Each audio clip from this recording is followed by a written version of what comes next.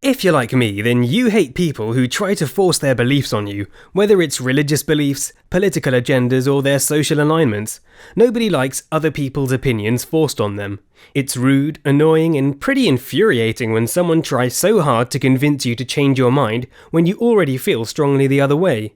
But having turned vegan in the last year myself, and vowing never to be that annoying stereotypical vegan that everyone has in their minds, it's really easy to see why the stereotype exists.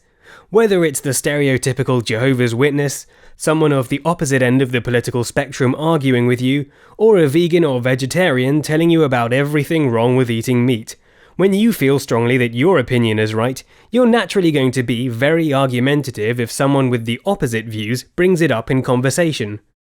When people try to push their religious beliefs on you unprompted, it can get particularly annoying.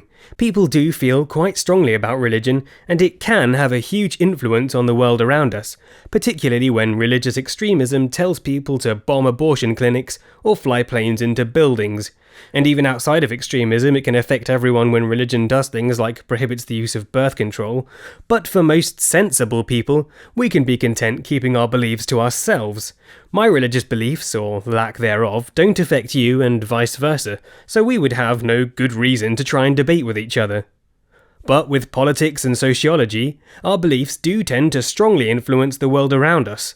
If you feel strongly about abortion, climate change, or eating meat, those are things worth debating because they can and probably will affect everyone in some way or another. Becoming vegan or vegetarian later on in life is simple for some, but for most it's quite a tough change. It's a big choice to make, particularly for someone who loves meat like myself.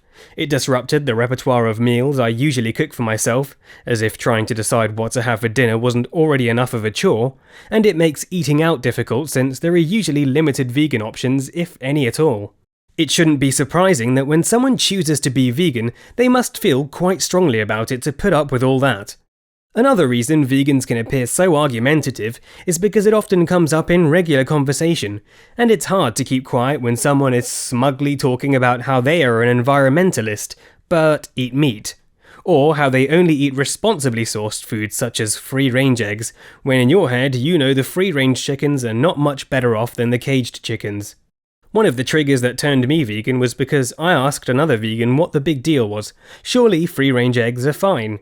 He told me about how they're not fine, so I did my own research and agreed with him.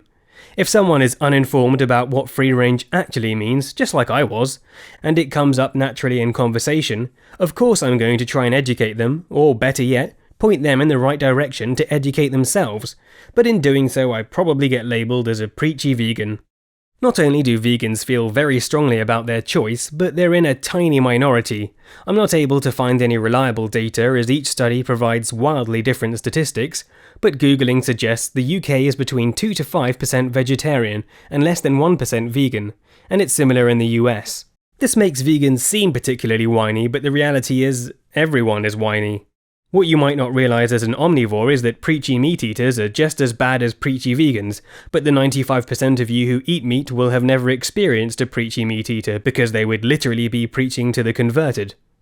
Think about it this way, if you hear a vegan talking about being vegan, you probably label them as another preachy vegan. But if they don't talk about being vegan, you probably wouldn't even realise they are vegan. The vegans that you're most likely to notice are the ones that are kicking up a fuss, or the preachy ones, the ever-present vocal minority.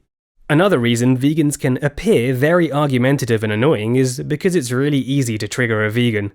There's always one guy in the meat versus no meat discussion who, after they've run out of any logical points and realises they're losing the argument, will turn to the same stupid jokes thinking they're original or funny. If we don't eat cows, they'll take over.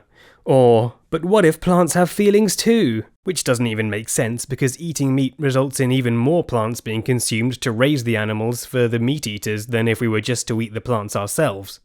Meat eaters can also be very hypocritical, and hypocrites are always infuriating. The other day I was watching an American sitcom, Parks and Recreation. In the episode, the character Ron Swanson, who, if you don't watch the show, is a very traditional American. He loves meat, hunting and woodwork. Ron is running a barbecue event and comes along with a pig and says, "Everyone, meet your meat." All the other characters are horrified.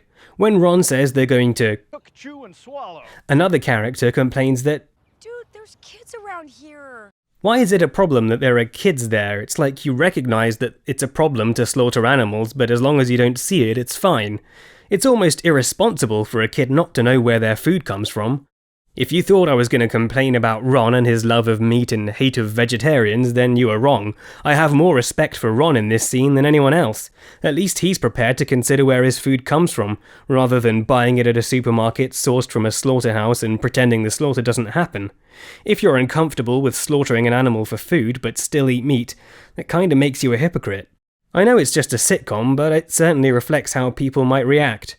Meat eaters being squeamish about animals dying makes me wonder, do they think the bacon in the supermarket is just magicked off the pig? The organisation PETA don't do much to help our cause, but rest assured, vegans hate PETA as much as everyone hates PETA. They make a lot of extreme points which defy logic and make animal lovers seem like a crazy bunch. I personally feel slogans like "meat is murder" are stupid. They may work to convert some, but I personally found it easy to dismiss.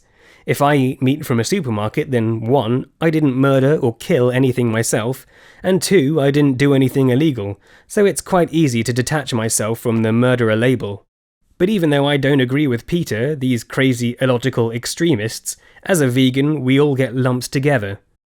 It's really easy for a small minority to appear illogical, even when they're not, particularly when you're going against social norms. People hate change and love to argue to preserve the status quo. Conforming with the majority is just what humans do, so arguments with vegans typically ensue. Imagine a new scenario where 95% of the population believe their way of life was normal, but was actually threatening our future. Let's say evil lizard people were hidden among us plotting our demise, and the only way to stop them was to accelerate global warming to create a water world, and you and a small group of people were the only ones that knew. If you try to convince people that lizard people exist, it doesn't matter whether you're right or wrong. When there's so few of you, you'll be labelled as an insane conspiracy theorist and grouped along with Scientologists, flat earthers, and people who believe the moon doesn't exist.